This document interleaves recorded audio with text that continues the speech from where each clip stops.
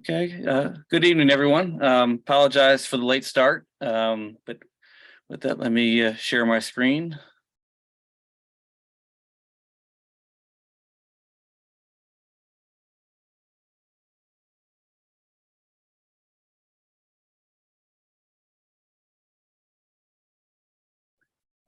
Okay, John Scott Logel from the Wargaming Department at the Naval War College.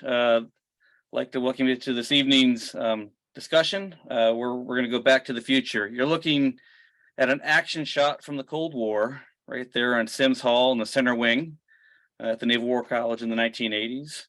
That room is C109, and you'll see in there is the Naval Wargaming computer system, NWIGS, as they call it, Naval Wargaming System.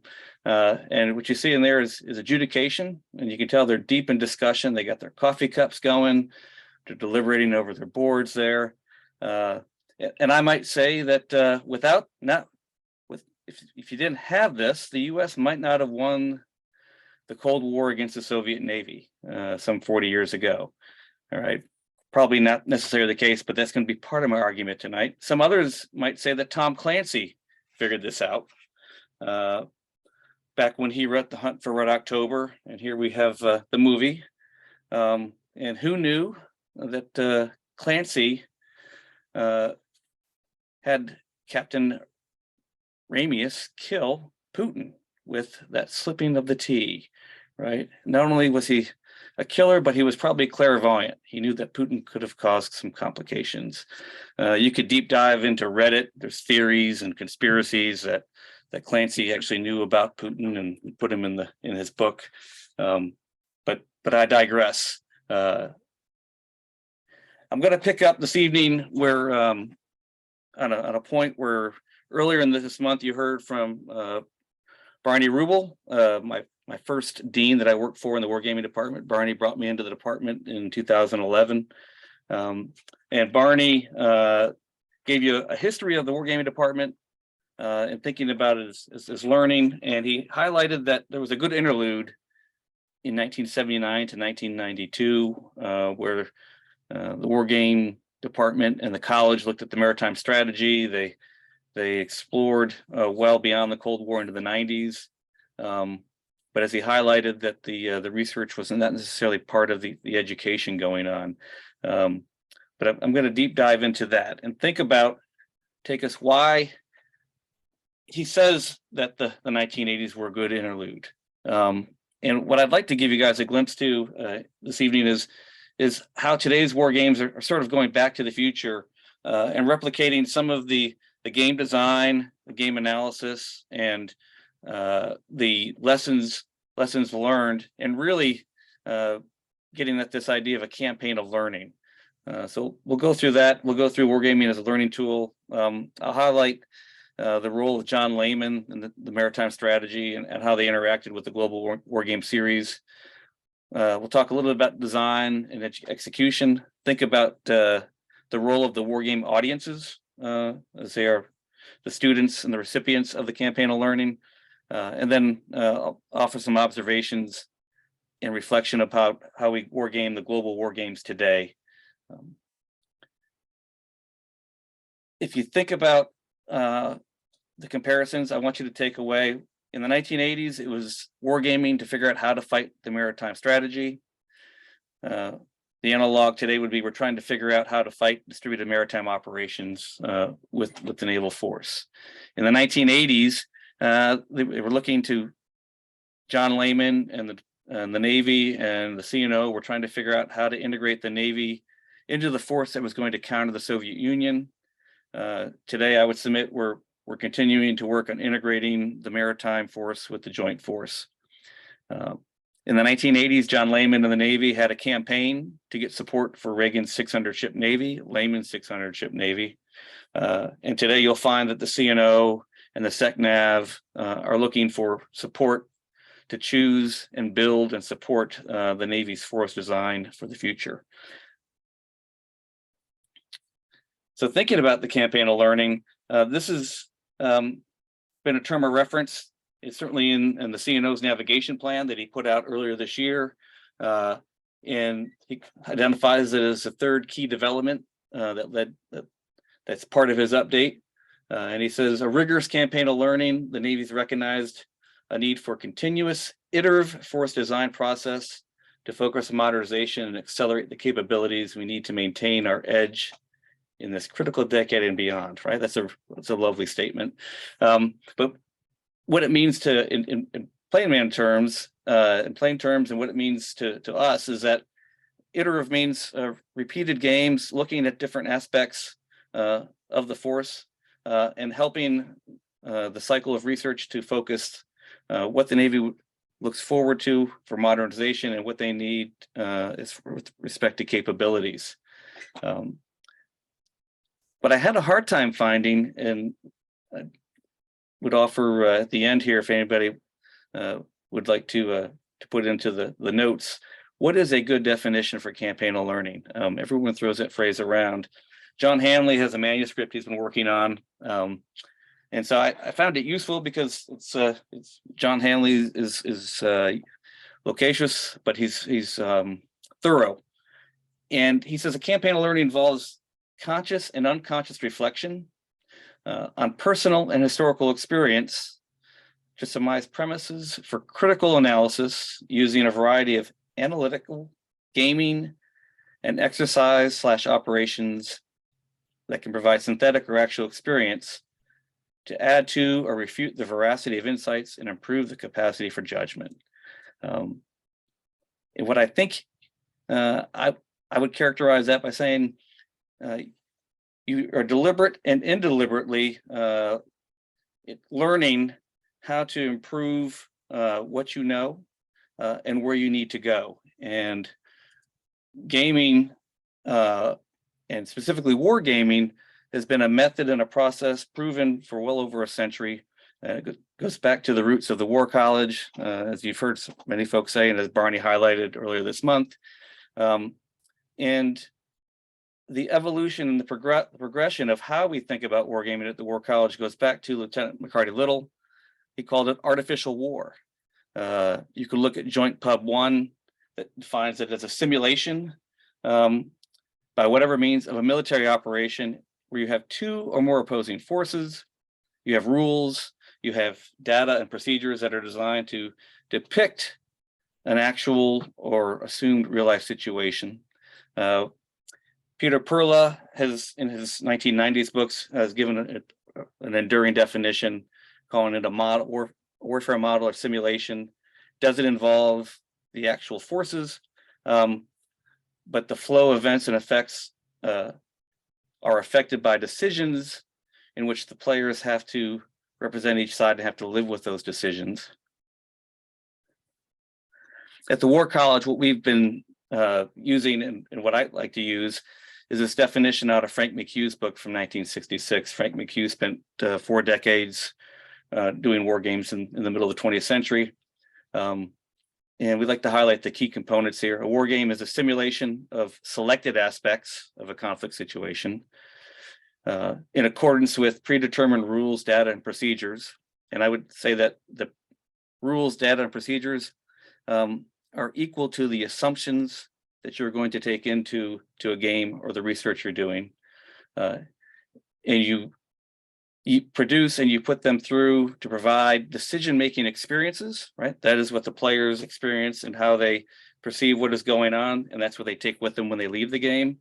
And to provide decision-making information, right? That's the data that is left behind for analysis and for reflection to produce the post-game reporting.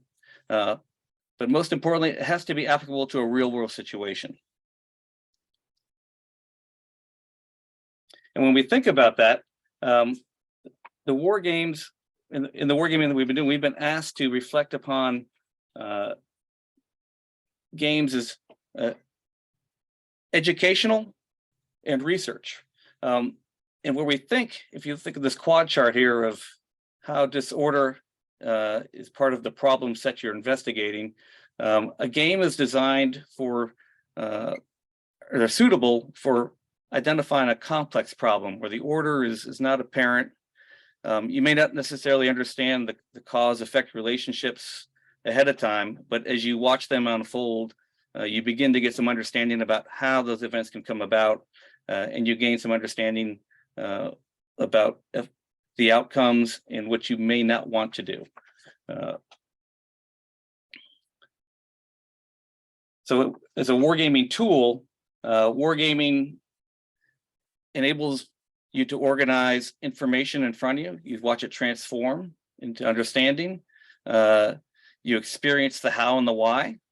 And as you go through a war game, you watch players learn what they didn't know. It becomes a method for discovery learning.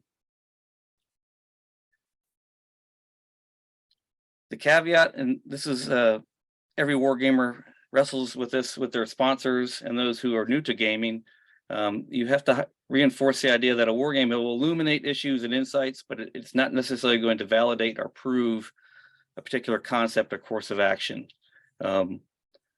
As I highlighted earlier, those rule sets, those procedures, the data that goes into the game become those initial assumptions, right? So as you look at a war game, you have to identify what was the data that was input into the game and what truly is new and what has been learned by the players. So 3 rules of thumb: the context matters. Any game design, you have to understand why you're playing the game. Why were the players there? How did they play the game, right? What were those assumptions? What were those rule sets that put them in that experience? And the players matter. Who played the game? Were these subject matter experts? Were they seasoned operators, or were these students? The level of players, that all has to be codified and captured as you think about what you're learning in a war game. So in the 1980s, the global war games started in '79, and they were really an evolution of the Atlantic Fleet commander looking for experiences to train the fleet and to understand how to fight the fleet, as they were starting to recognize what the Soviet Navy was becoming in the late '70s. At the same time, under CNO Hayward at OpNav, he reorganizes OpNav, and he has OpNav OP6. 2 commanders, Spencer Johnson and Stan Weeks, are tasked with writing a maritime strategy to understand how they're going to fight and put together the submarines, the DDGs, the carriers, the aircraft, and how they can fit into the big picture. Over the course of about 3 weeks in 1982, on a series of yellow legal pads, Spencer Johnson and Stan Weeks go about the Pentagon, and they write this initial draft. And it shows up in 1984 as a classified publication. And it starts to play, they're starting to work with the idea of taking the Soviets on away from the continental United States, working on the flanks of the Pacific and the Atlantic and the North Atlantic, to try to figure out ways to take the pressure off the Central Plain in Europe, and using the Navy to protect the SLOCs to make sure they can get them there. If you're looking for the bluff of what did they learn, this is out of one of the sources I'll show you here in a moment, in the Bob Guile second series book. The global war games, Bob Guile and Bud Hay would argue, shifted the military thinking. So the first series played from '79 to '84. They demonstrated that, nuclear weapons, you could use them early or you're going to lose the time to use them. That was the premise before they played the games. But afterwards, they realized that conventional forces had greater value in this fight for countering the Soviets. And I'll let you peruse through. I'm not going to go through each line of those. But what's interesting is the first series of the 5 games, they basically refought the war. Sometimes they would start in the Mideast over an oil crisis. In '80, they took a broader approach, looking at the Eurasian conflict and where it could go, how it could transform to the Central Front. In '81, it focused on the Eastern Med and the Mideast. In 1982, they refought the war, and they brought in Army and Air Force players for the first time. It was truly a joint game at that point. But by 1983, they realized they were starting to get to a point where they wanted to understand the long war. So the second series, '84 to '88, was continuous. And I'll show you how they play that out. But the takeaways are on the right there. They realized that the maritime strategy would support a war that would probably be non-nuclear. One of the interesting insights that Bob Guile points out is that they realized from the Soviet players, the intel community playing the Soviets, that if they used the Soviets went nuclear early, they lost any flexibility they had built with their superior capacity on the conventional side, with their fires, their artillery, and their land-based forces. So that was a significant understanding to support the change and adaptation to the maritime strategy. They realized that the war would have to be protracted. They realized that they had to figure out how to get offensive sea control. And they had to think about how war termination could be leveraged, not only with the maritime instrument of power or the military instrument of power, but diplomatically, using the information instrument of power and the economic instrument of power. And they realized that in order to keep the U.S. and leverage the economic mobilization of the West, they would have to maintain sea control. The other looming force behind this is John Lehman. Here he is, 39 years old, brash. He's a naval reserve naval flight officer, and he's talking to two captains at the VTU 0119. That's the virtual training unit. They were the virtual training unit were naval officers, naval officer unit charged with running the gaming system at Newport. This picture is actually, I think Pete's watching. This is in Pete Pellegrino's office, and it's a perfect artifact to demonstrate that John Lehman knew that the war games were more than just teaching the Navy how to use the maritime strategy. It became part of his campaign, his advertising campaign to get support for the 600 ship Navy. And indeed, if you read any of his memoirs, Oceans Ventured from 2017, he published a couple of other articles this year. He would argue that this led to pressure on the Soviet Union and the Soviet Navy, and forced them into competition that some would say led to the end of the Cold War. Probably the apogee of this campaign comes when he makes the maritime strategy public in the January issue of Proceedings. And I show you the picture that's an excerpt out of the article here. It says, and if you look at the caption there, that is again Sim Center Wing C-109. It's a more looks like a staged picture of adjudication than one we started with.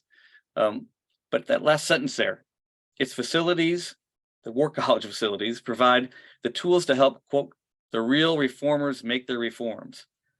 Now, I would submit to you that if you read the game reports, you're going to be hard-pressed to find what the heck do they mean by reformers or reforms. I don't think that was part of any game objective. But I highlight that to tell you that when players come to your game in a campaign of learning, they're going to take their experiences with them. And once they leave Coastal Harbors Island here in Newport, those experiences in those games become whatever is useful for the people that were there. So let's think about the games and let's give you some records. All of these works that I'm going to talk about tonight, they're all free. They can be downloaded from the digital commons here at the War College and the Newport papers. The first series there, Bud Hay and Bob Guile, it's a good deep dive into the first five games. But if you pick up Newport Papers 20 there, you'll get an overview of the first 5 years, and in detail, you'll see much of what I'm about to show you in the next few slides. And then John Hattendorf and Peter Swartz put together a nice compilation of the relevant documents. So if you're looking to get into understanding how the game's related to the documents, you can look at these in detail. So let's think about the game design and how they built it. So this is the blue side, and for the blue cell, the way it evolved, certainly by Global 84, you had to have. They took it to 3 levels of war: strategic, operational, and tactical. So they would have gameplay players represent the National Command Authority, the other executive departments, and to remind you, Goldwater Nichols is passed in 1986. So this is a pre-Goldwater Nichols joint structure. And as you go from operational to tactical, as you work your way down the diagram, you'll see they have sink pack, they have SAC-LANT, SACUR for the player cells, and then you get down to the tactical units that would actually fight the game, put the move inputs in to be adjudicated. On the red side, this is a highly involved red. If you've been to any of our games lately, we don't go necessarily, we don't build a cell structure for the red side. But Dave Rosenberg has an article published in '89. Dave Rosenberg, he's at IDA right now. He's still working. He's great to talk to. But his article is useful because he was working as an intel officer in the 1980s. He illustrates that they were charged with providing intelligence support to the Center for Wargaming, which later became Center for Naval Warfare Studies, on all matters pertaining to the Soviet Navy. And so they supported not only the global war game with the intelligence attachment here, but they had to support 40 other games that would happen at Newport. But again, to replicate the strategic players on blue, you had to have counter players on red, and so forth for the operational and the tactical. And you can see as they built for a truly global game to go from the European Central Front on Moscow's west to the Pacific on Moscow's east, you would have to replicate all of those decisions. For the control group, you would have to have they had to do adjudications at the strategic, operational, and tactical levels as well.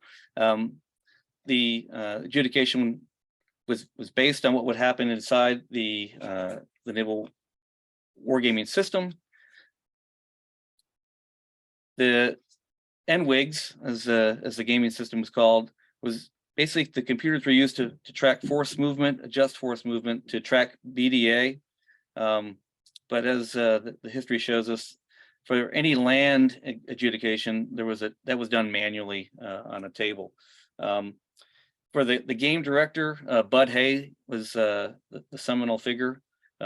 After, if you talk to Barney Rubel or anybody who was part of that era, Bud worked hand in hand with OPNAV and with the PNWC, President Naval War College, and the War College staff to get all the players. This was a huge event. Normally, it grew to be a 3-week event where the list of players, some would come for 1 week, some would come for 2 weeks. Distinguished visitors, the VIPs, would probably come for the last week. And when you talk to folks who are here, who are back in the 80s and into the 90s, they would tell you that the objectives from week to week could shift based on who the players and what they were focused on for that game play.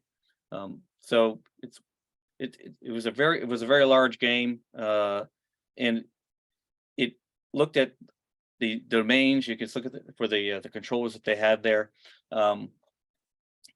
Looked at the air, land. It looked at geographic areas. It looked at also technical areas. If you look down at the lower right there, looking at undersea capabilities, strike, and of course surveillance. And they did have the introduction of satellite and ASAT capabilities being played to take out the ISR from space capabilities, and to understand how those would play in this war, in this conflict, if it ever came to be between the Soviets and the United States.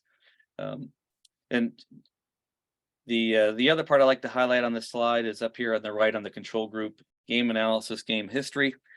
So at the wargaming department in the analysis division, I am a historian, but we also have economists, we have political scientists, and we also have seasoned operational planners to record what happens with that game data that was produced. thinking about how they would play the game, right? If you have multiple levels from strategic, operational to tactical, they all have different time horizons. And in these global games in the 1980s, you could see in the morning they would fight combat D+20 in this case, and then in the afternoon they would do D+21. And if you start down from left to right, the tactical task force folks would plan for the next move, right? 24 hours out. The campaign players are looking for to plan 7 days ahead of that, probably getting out to D+27 in this case. The theater players are looking to go 7 to 30 days out, right? And then the folks who are in the National Command Authority, they're looking long term, right? So you have, just as you would have in real time, in the game, they're simulating these different time horizons. In 1988, Bob Guile and Bud Hayes show you how they actually sought to really think about how to adjudicate a truly global game with all of the dime, right? They had to represent diplomatic play. They would do all levels of operation, military play, how the information would flow, how the information campaign could influence each side. And then they also brought in economists to understand the economic effects of the war. And as I stated earlier, from 84 to 88, they're really looking at how a protracted war would go. And you see this here in Figure 7. This is what they were doing for Global Series 2. Gives you an idea of how it would go from Monday to Friday. What's happening at the National Command Authority on the left, the negotiation time that would happen down in Figure 8. And then I've got economic play, you've got diplomatic play, and then on the right side in Figure 9, you'll see the JCS and the sinks working through the military ramifications of the decisions being made and the adjudication outcomes. Map 2 shows you where they got to in D+48 for Global 1984. For Global 1985, they restarted the game. They got to 18 days into the conflict. And you've got the arrows showing you where blue goes in the central front, where red goes in the central front. 86, they go another 23 days into the fight. The next year, they picked it up at D+43 and won another 21 days. So they get some understanding and insight of how long this may go. So that's the gameplay. Now, what happens on DV week? I share this from the archives. You go into the distinguished visitors list for 82, for example, and if you come down that list, you'll see 4 Secretary of Defenses. It's a who's who of the Reagan administration. You've got Frank Carlucci. You come down further, you'll see John Lehman himself. You'll see James Schlesinger from the Carter administration. You got Caspar Weinberger. You also have John Lehman himself. You've got former CNO Holloway. You've got the current CNO Hayward. Then by 1983, you'll start seeing politicians showing up. You got Newt Gingrich, congressman coming. In 84, 85, you'll see Senator Warner, Senator Tower. So it really suggests there's an effort to show the decision makers, the policymakers, the politicians, why the maritime strategy needs to be what it is, why the Navy and the United States needs the defense package that the Reagan administration is selling and putting forward. The other visitors I'd like to highlight is, John Lehman obviously brought his father, Wolf Lehman, and his brother Ron Lehman.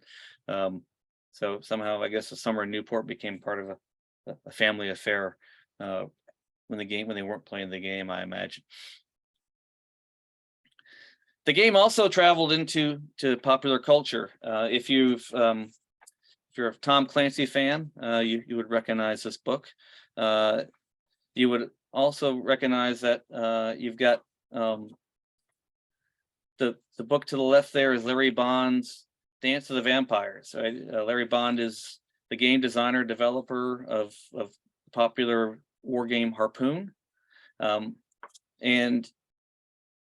Ben Griffin, just this last month, has published a new book from Naval Institute Press called Reagan's War Stories, a Cold War Presidency.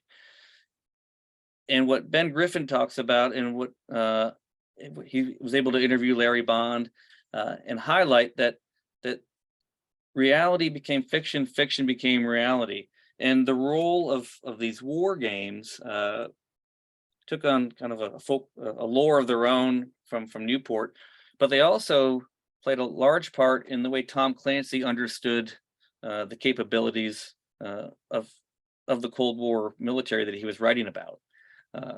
So Larry Bond introduced himself to Tom Clancy after he read Hunt for Red October, and they became partners and friends. And Tom Clancy really wanted to write a book about World War III.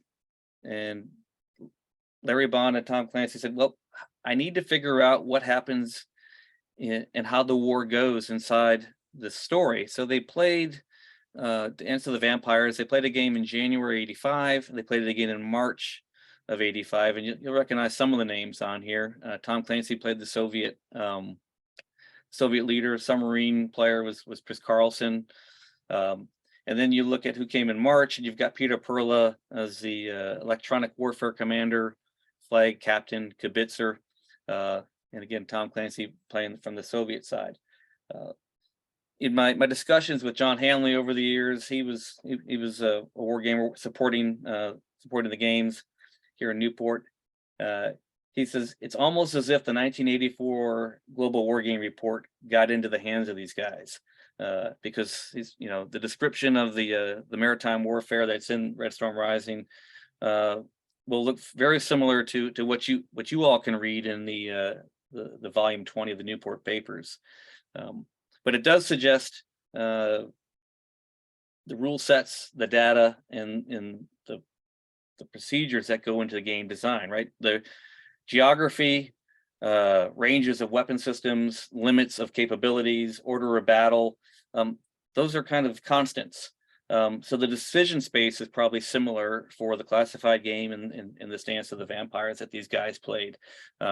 But the variable, right, that is the interesting part are the players, right? And that's the decisions they make may not be the same, they may be different.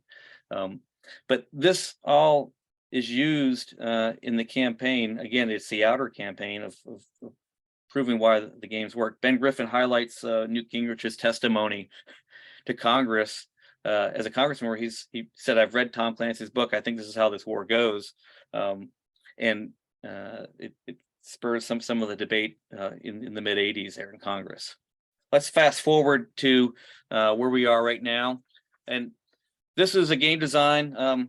Pete Pellegrino's on here. This is one of his game designs, and how we think about doing a global war game for a joint task force commander.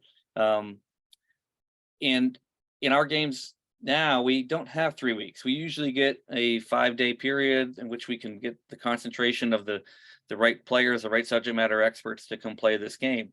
And you'll see some similarities. We have up at the top in the white squares, the geographic combat commanders, the National Command Authority, and then the out of joint operating area effects for the theater, JIFMIC, theater, JFAC, right? The maritime commander, the air commander component.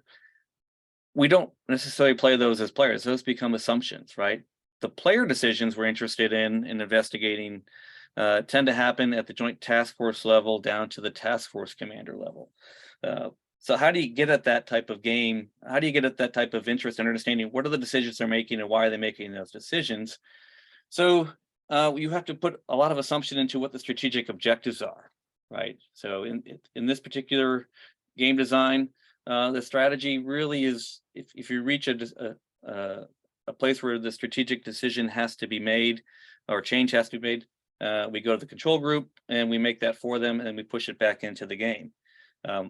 The real work happens at the operational level here, where you have, note also on the right here, I've got red. Red is just 2 boxes. We have strategic red players and theater red players. The intel community and the players that come to play red, depending on who they're trying to represent, will vary. But generally, red cells come smaller these days, and they operate a little bit faster in the game environment. But by doing that, they're able to generate their decisions to respond to what Blue's trying to do. And the tactical adjudication, the tactical play really happens in below the dash line there, right? So if you note, the operational players are in one building, and we put the adjudication team down in another building. And if you've ever been up here as an adjudicator, this looks similar to probably the picture I showed you at the beginning here in Sims Center Wing, where we've got players and adjudicators organized by domain. They look at space adjudication. They can organize by terrestrial land, the land exchanges. We have to account for cyber effects. And then we also have to have understanding of all the domains, the traditional warfighting domains. So often we will have folks that play the task groups, the maneuver units. They are competent subordinates who will execute. As I like to say, the sailors and the soldiers and the Marines are like from Lake Wobegon. They're all proficient. They've been trained, and generally they are assumed to be competent and will be able to accomplish the missions to the best of their ability as given to them by the task force players there in the blue squares. How do we do this? From the time problem? This is a very confusing chart. But if you look down in the lower left-hand corner, you'll see JTF, Joint Task Force players are in purple. And so if you follow the purple blocks, on Monday, they're planning 3 days out and 6 days out. Tuesday morning, they plan the next 9 days of combat. Tuesday afternoon, they're looking at the next 12 days of combat. I'm sorry, game days 10, 11, 12. But what you see then from the task force and from the the component commanders, they're looking at a shorter time frame. So there's always a lag, and it's a real challenge to create that lag in the different planning horizons. But under this game design, we hoped in 7 moves to get through 21 days of simulated combat, be able to show something to the distinguished visitors. We have distinguished visitors now, just like they did 40 years ago. Sometimes we'll have members from Congress, sometimes we'll have 3 and 4 stars come in on that Thursday night to understand and get a brief back of what the players had learned from their experience. And then they also get to watch the plenary, where players from all sides usually get to highlight what they were hoping to achieve and demonstrate and express what they learned from playing the game. It goes fast and furious, and we spend the next 2 months analyzing and understanding what the heck happened during this week. So how does this represent a campaign of learning? From Global 14, the game we played last fall for the CNO, he goes public with his press release. This was one of the insights he shared from one of the trade publications. He said that the game showed him that LCS was designed to operate in shallow waters and around archipelagos, and he says that's how it was played in the game. I can tell you that Global 14 was not about LCS, but LCS was one of the pucks and one of the capabilities played. Admiral Gilday also used this to highlight that the force design has got to be figured out, and he thinks that the force design as replicated in the order of battle in this game was putting them in the right direction. Secretary of Navy Del Toro highlighted that this game was about testing the platforms and the ships and the submarines and the lethality. And when he says, I would have to say all that was proven very much in this game, what he was saying was proven was the fact that we have to have those capabilities to make this future force work.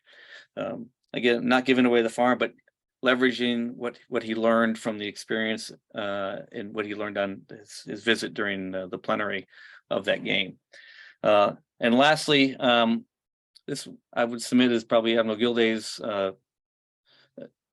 communication of what a campaign of learning is to him, right? He says, looking at this through the maritime operations, looking at the force structure assessments that go back for the last 6 years. He's looking at submarines. He's looking at the supply ships. He thinks there's a rebalancing in the surface force, and he's reflecting on what he saw in the war game and what he sees, what has to be done in analysis.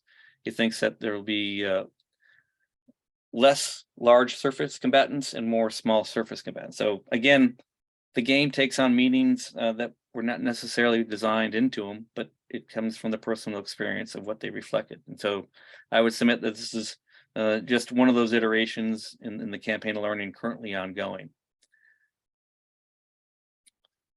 So I think we're back to the future, and I'll finish with a selfie. You know, we are in 2022. There's Professor Leif Berge. He doesn't know I'm doing this to him, but Leif has been the game director for 7 global war games over the last 8 years, and Leif and I are standing in front of Sims Hall, and I said we have to take this picture because we've gone back to the place when we work in here in Newport.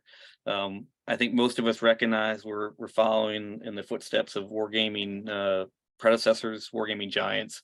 So it's an awesome place to be. And I will tell you that if you have an interest in wargaming and you think you want to do wargaming with the Navy, there were always opportunities here. We'll be advertising positions in the next fiscal year for sure. We have there's always an opportunity to come here. So if you're interested, I can talk offline. My email is available. But I can't tell you enough how much all of us really value what we do here in Newport. And in our minds, I think we're these guys. So with that, I will stop my presentation and turn it over. I think Nick's online. Yes. And for taking questions. I'll be reading out the questions that everyone puts in the chat, just so we have them for the sake of posterity on YouTube. And while you guys are doing that, I have 1 or 2 questions for you, John. With regards to kind of the changes to the structure for the global war games between kind of the original iterations and its current iterations, what was kind of the logic behind streamlining the red teaming? Because in many ways, like the red teams that we're looking at, they are like the Chinese command structure has gotten more complex in the past 40 years. The Russian command structure has gotten more complex. What was kind of the logic behind trimming down the red team? So when you think about game design and what I've been taught since I've been here in the years, is you have to focus the objective, right? It all goes to the first principles. What's the problem you're trying to understand? What's the purpose of the game? What are the objectives you're trying to get at? Because that really, it drives you down to the constraints. And the biggest constraints you have are time and people. And so if you want to get the best subject matter experts for their undivided attention, if you want to get 2 stars and below to come, the commanders to come play themselves, you've got to really focus the design of the game so they're occupying and getting the most out of their time here. So having said that, that really helps you focus down what red subject matter experts you get, depending on who the adversary you're trying to replicate. And again, if you think back to 40 years ago, and you look at Dave Rosenberg's article, it was a whole industry to replicate the Soviet Union. The other thing I would tell you is there was another series we do for deterrence and escalation.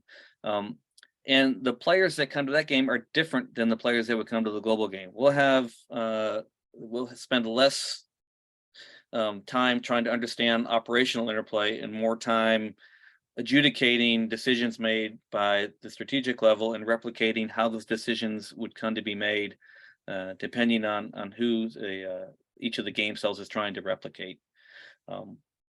So you would probably see a more evolved red structure for a strategic level game.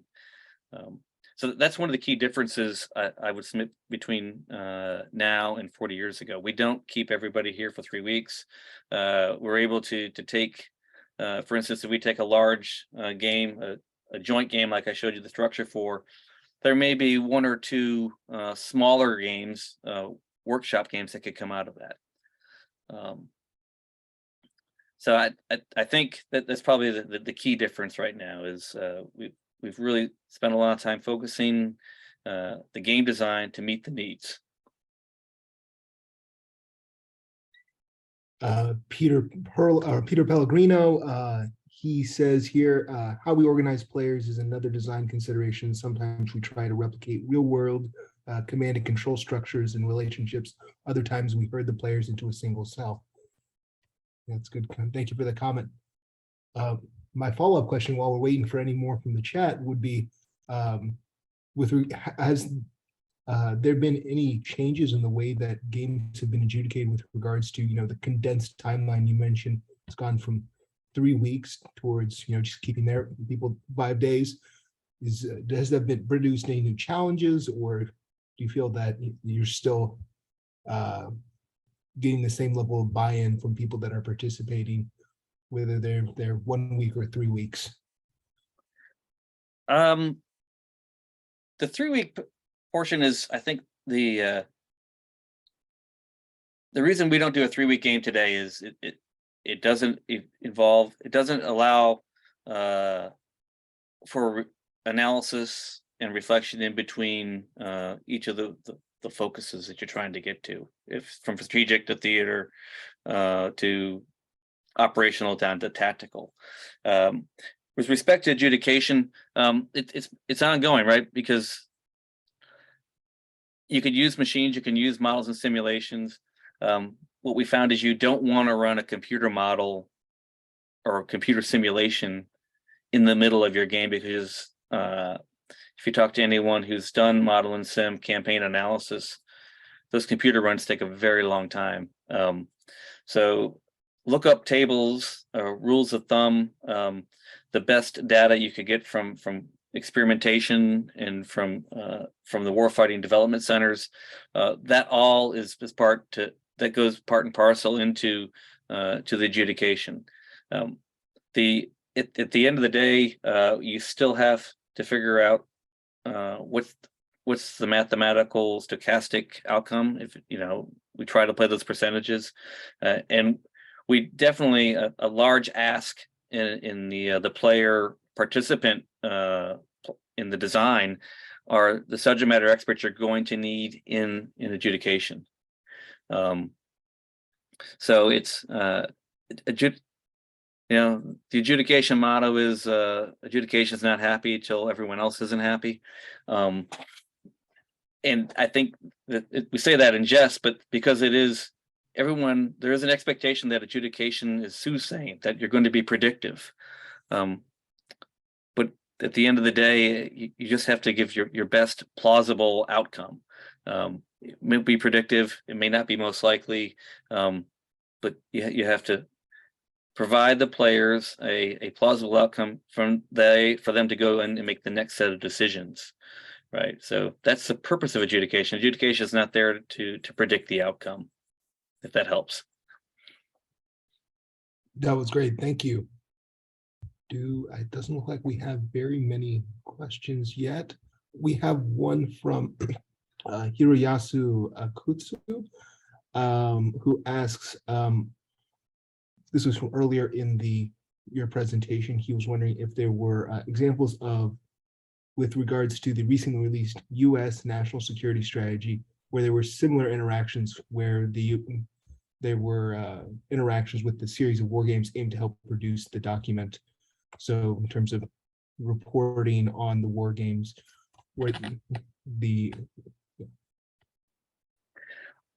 I don't have a specific example, but I can tell you, if you look at who's been coming to our games and the outcomes of our games are part of the conversation, and the folks who supported the drafting of those strategies, are probably using their experience here as a touch point, but it's not a direct influence. We have not done a war game directly related to helping them build the national security strategy. What I will say is that all of us in the wargaming department, when we think about designing a game, we'll look at that strategy and help us understand. It's another input to helping us either design the game or built into assumptions, and certainly it's a conversation we'll have with the sponsors as we build each game.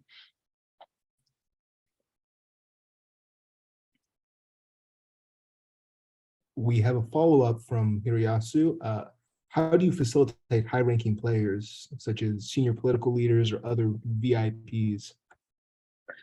There's several ways we approach it. One of the responsibilities we take on is understanding that we're not there to waste our time. So sometimes we'll enlist a retired senior leader to facilitate that discussion. Other times we will have our senior faculty who've been facilitating be assigned to make sure they're in those cells. But it's and I think that we'll also have pre-meetings and pre-briefs to senior faculty. Before some of the global games we did in 2019, I know we had wargaming, our wargaming chair and the game director went and actually pre-briefed the flag officers that were going to come play in that game. So you have to help them do expectation management. You have to help them expect what and understand the experience they're about to walk into.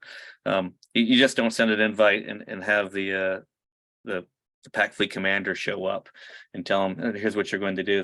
That's usually part of the game development and preparation as you think about who the players that are going to come. We have another question from Robert D. Can you tell us more about the game Tom Clancy was involved in? Who organized that? So that's Larry Bond. He's got that document, Dance of the Vampires. It's a pamphlet. It's an online digital pamphlet. I should probably go here and find it. If I can't find it, I'll email it out to the group. But it's in there. What he's done is it's a publication that highlights. It's basically his game reporting of the games they had played and the memories of that game. There's 3 versions of it online, and so the last time I pulled it down was as the 2015 copy that he has there.